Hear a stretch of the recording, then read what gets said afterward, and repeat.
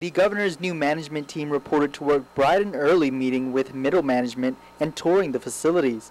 Interim hospital administrator Rey Vega, who has nearly 2 decades of experience at the hospital, is making a comeback after leaving GMH 4 years ago.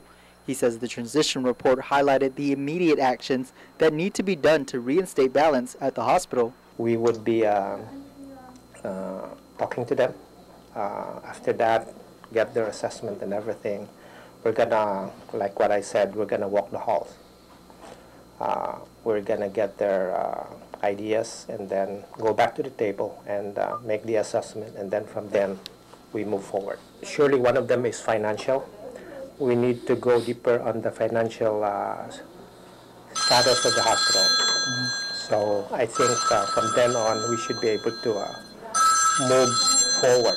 The finances is one thing that the newly appointed Chief Financial Officer, Siva Karupan, says he will be looking into to ensure that vendors are paid and supplies don't run out. Being the first day at the job, I need to take a look at the accounts receivable.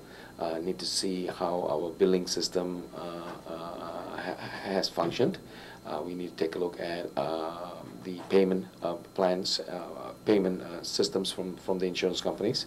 And so I have a lot of work ahead of me.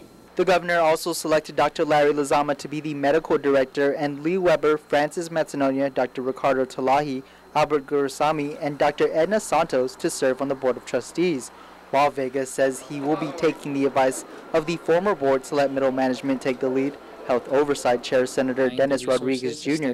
feels the change is a step backwards. I just think it wasn't right to just abruptly, do an overhaul of the management and leadership there. The biggest challenge that the GMH is facing is money. So unless the governor is going to back up this action with finding the resources we need to keep the hospital running, then we just have to wait and see. Rodriguez says he plans to meet with the new management and board regarding their 30 to 60-day plan that hopes to change the conditions at the hospital. Now, Governor Eddie Calvo says he disagrees with the comments made by the outgoing board members, saying that his decision is to only benefit both the current staff at the hospital and the patients. Everybody's entitled to an opinion, and I respect their opinions. And speaking of Governor Calvo, he walked the halls today with Lieutenant Governor Ray Tenorio, thanking the staff for their service. While he says GMH has the administration's full support, he says the concerns there are even much greater. There were obstacles from day one. If a report is asked for, and then a week later we can't get that report, and they come back again.